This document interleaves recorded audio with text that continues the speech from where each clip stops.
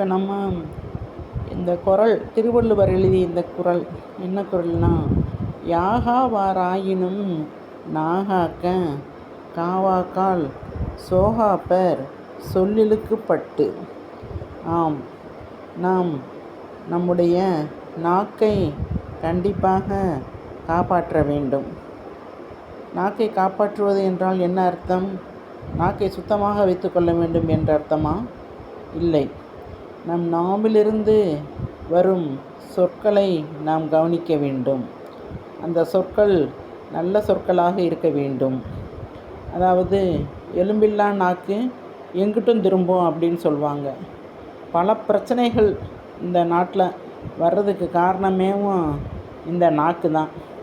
இந்த நாக்கு திரும்பிக்கிட்டே இருக்குது. நாக்கை வச்சுட்டு யாராலும் சும்மா இருக்க முடியுதா?